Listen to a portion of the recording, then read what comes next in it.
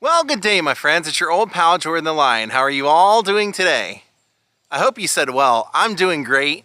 Today, I am paying homage to one of my favorite wrestlers growing up. Now, I do a lot of vlogs on wrestlers' graves. It's sad because a lot of them don't have a very long life, and today's is no exception. You know, I think one of the cool things about being an adult and reflecting on my childhood, especially with wrestling, was that when I was a kid, the things that I loved about wrestlers, as I grew up, I started to realize that the wrestlers that I was afraid of and that I hated probably had the most lasting impact on me. And I, as an adult, realized that they were probably some of the most interesting people behind the mask or behind the character there were. Today we are visiting the grave of the great Kamala, the Ugandan giant. Daze with Jordan the Lion begins right now.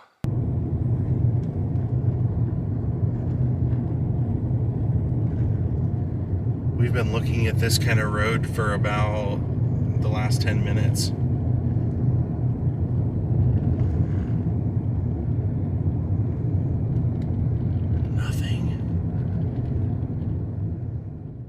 Well, we've made our way out to Sardis, Mississippi. This was as off the beaten path as I can probably think of. And we're looking for the grave of James Harris, who was a WWF, WWE, WCW superstar and had in my opinion, he got a pretty raw deal in the business. So I'm going to give him a little bit of attention today. Come visit him. Now this is Simon Chapel number 2. There is also a Simon Chapel number 1. So if you're coming to visit, make sure you go to the correct one. It's pretty deep. Off the main road, I think I drove 4 miles just through winding back roads. So the reason that Kamala is buried out here is because this is where he was born, out here. He did move away for a time to different places, but did end up coming back here and is buried all the way back in that corner, which, again, almost like his wrestling career is just like he's pushed off to the back, snubbed by the Hall of Fame. Just unbelievable the way they treated this guy.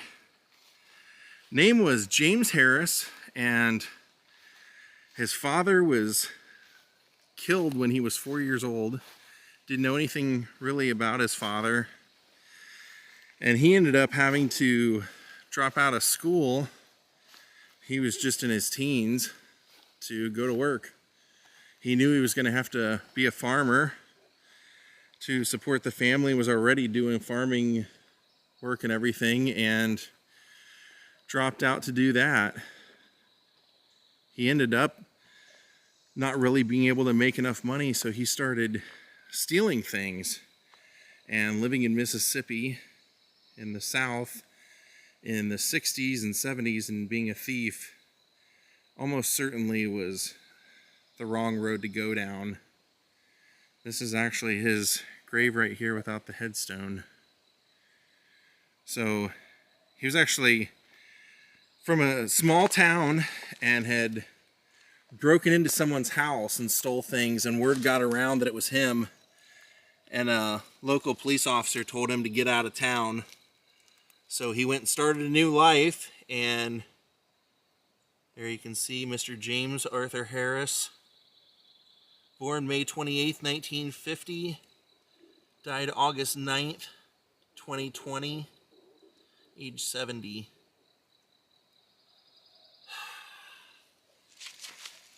Breaks my heart that he doesn't have a headstone or anything out here.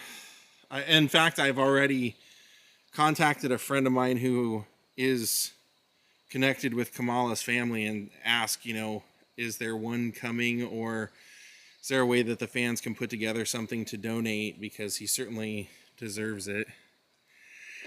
He turned to a life of truck driving, believe it or not. Of course, he had very little education, but his dream actually was to be a truck driver. He liked the idea of being out on the road and just driving a big truck like that and not being a farmer. So he started to do that, and then he was having trouble finding steady work as a truck driver. So a friend of his said, man, James, you're a big guy. Why don't you consider wrestling? So they went off and went looking for Bobo Brazil to train James Harris in how to become a professional wrestler. Now, Bobo wasn't there, but his training partner, Tiny Tim, who's also a wrestler, was there and agreed to take Kamala on when he was still known as James Harris, and started training him. And then when Bobo Brazil came home, he also started training as well. But the thing was that nobody had ever told James that wrestling was, that the outcome was predetermined. So he was doing all this training thinking that it was real. And he said that to his mother's dying day, she never knew that that was the case. She always thought when he went into the ring that it was for real.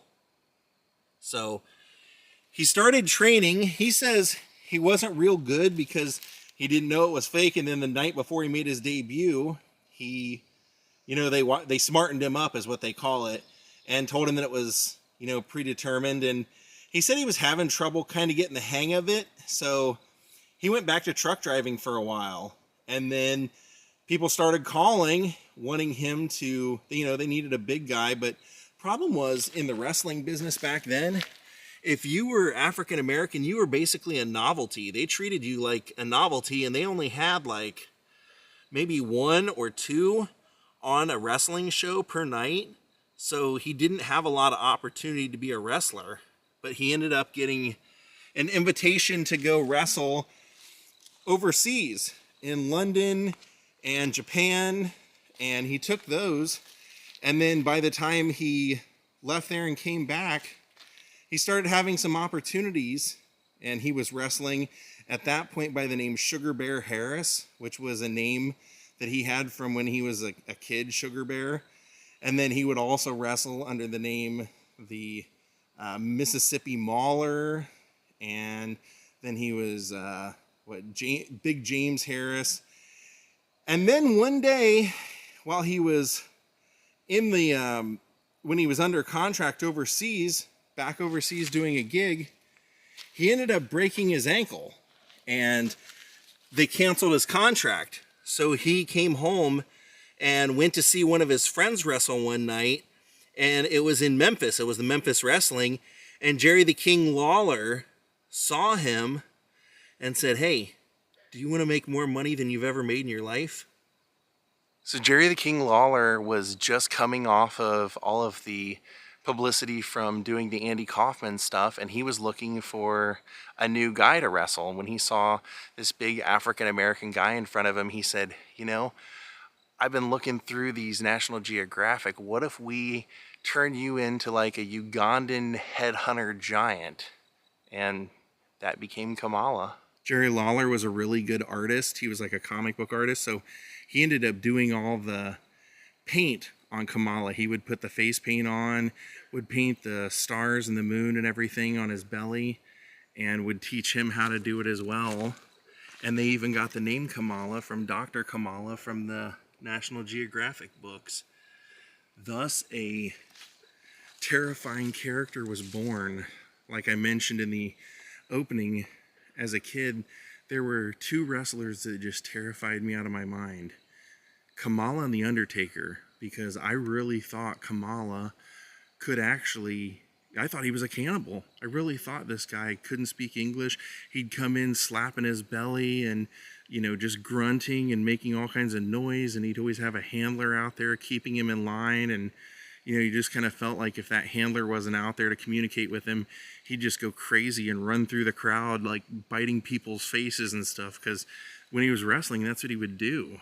Now, even though this was an absolutely amazing character, it presented a lot of problems for Kamala. One thing that he said didn't bother him was racism. He said he never thought that any of the stuff that Jerry Lawler said or anything in the promos was a problem. Actually, he said Jerry Lawler kept a notebook and would write down everything that he was going to say and would run it past James before they would even do it. And he said, I knew, that was all a joke, so that stuff didn't bother me. The problems with Kamala came from the fact that his character didn't wear any kind of shoes, so after a while, always running out and wrestling and running around the ring and everything in your bare feet really took a toll on him. Started to hurt his feet, and he said he tried to incorporate some sandals that he thought looked like they would fit the character, and somebody went and complained to Vince McMahon, and Vince McMahon said, oh, that's not African enough. Take them off. I don't want you wearing them anymore, or you're fired. Now, the other problem was that even though people loved Kamala and he was a great draw, everybody that had him felt like, oh, this guy doesn't have an education, so we don't have to pay him. We can just screw him over.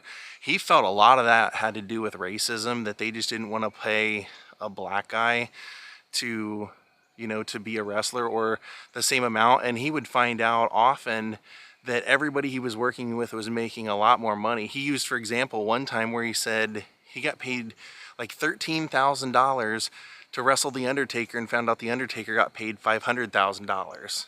And even said there was a time, for like 6 months, he was wrestling Hulk Hogan because Hulk Hogan needed, some super villain that could get people excited and everything. And that was Kamala. So for 6 months, they were paired up together.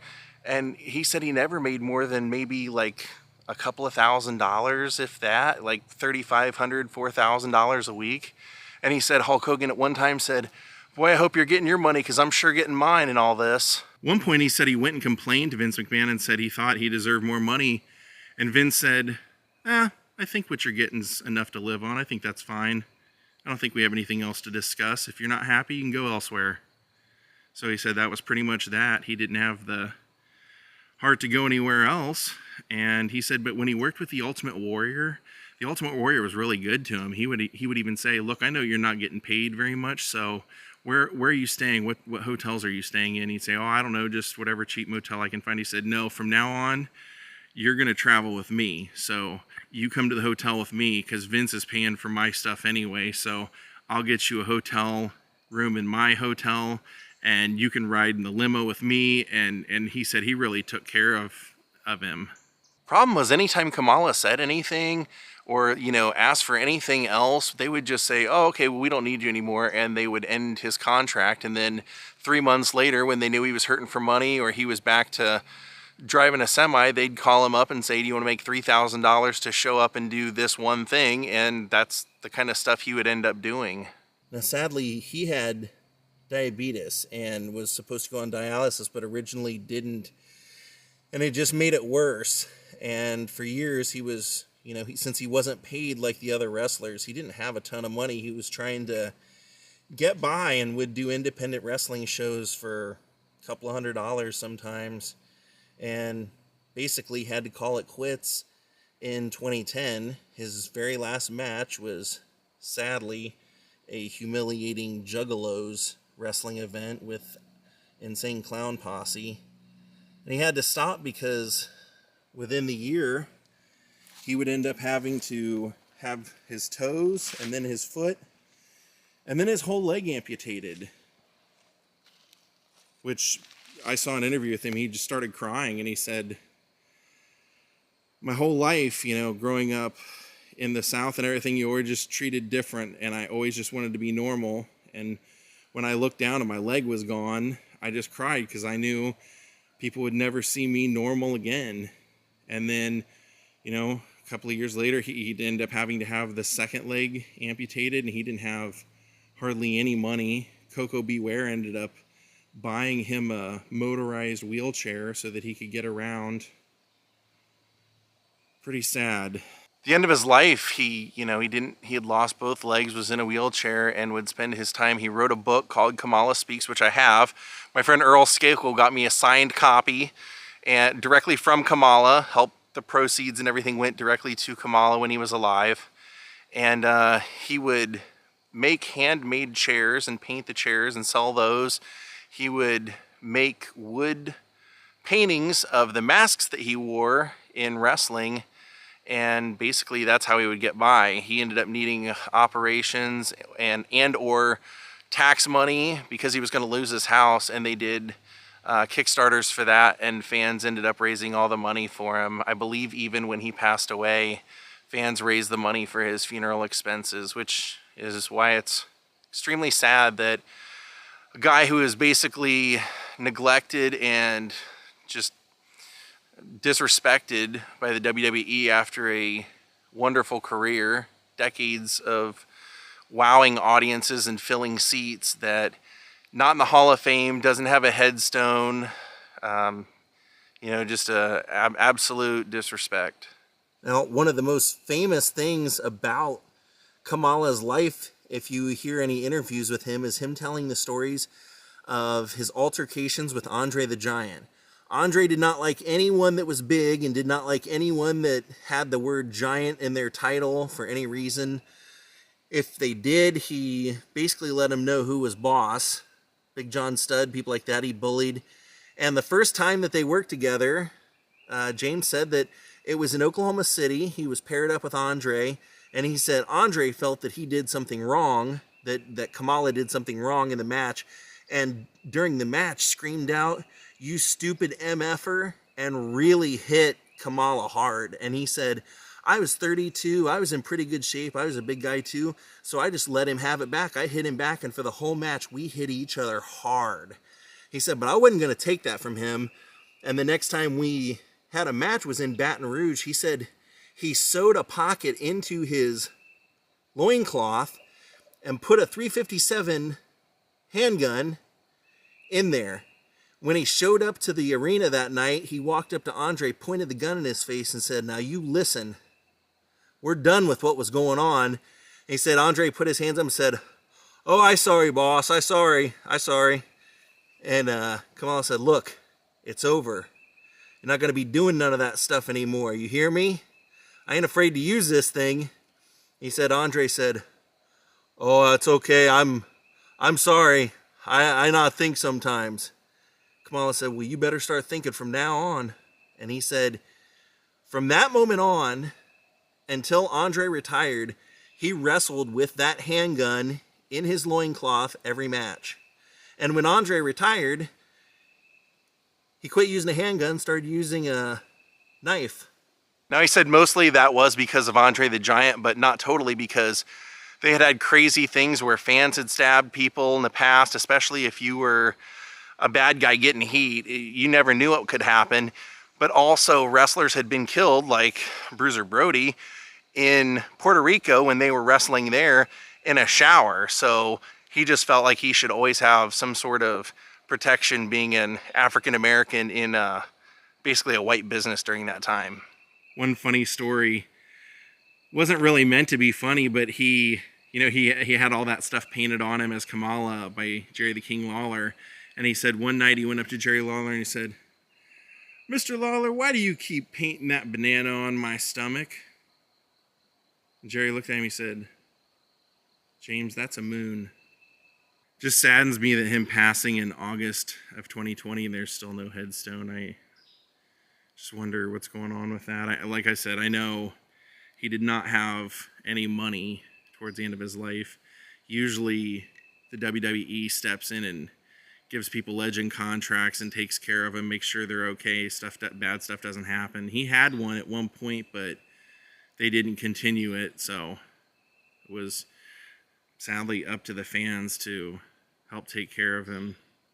I want to go, I did find his address.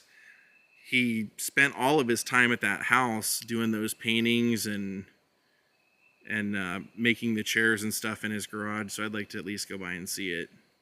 I was surprised as I walked down here, I didn't see any of his family members buried here. If I make my way back through here, which I very well could within a month or so, I'm going to make some temporary headstone with his picture on it and bring it out here.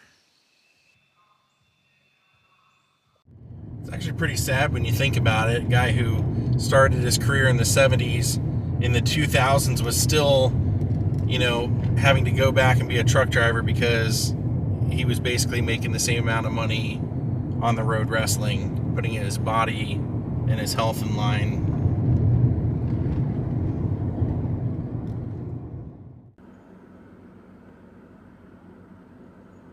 I even read in Kamala's book that he said when he originally came to the WWF that they changed his name from Kamala the Ugandan Giant to Kamala the Ugandan Headhunter because Andre didn't even like him having the word giant in there. So they temporarily removed it. Wow, his name's still there. James Harris. He lived in this duplex right here, I'll show you.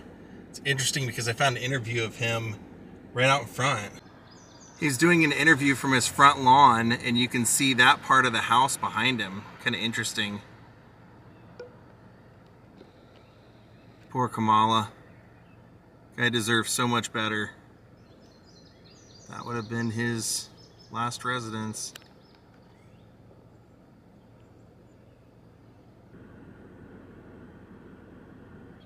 And he would have done all of his art and his crafts and everything in that garage right there. Sadly, on August 5th of 2020, Kamala contracted COVID, and his wife thought it was from his numerous trips to the dialysis, which he was then doing. And he ended up going into cardiac arrest eventually and passing away. All right, buddy, we're going to call it a day, aren't we? I'm glad we got to go out and see Kamala together. You and I actually went out and found his grave before we started filming it, didn't we? So you got to go see it too. Thank you everyone for watching. Rest in peace, James Harris. Have a great night and goodbye.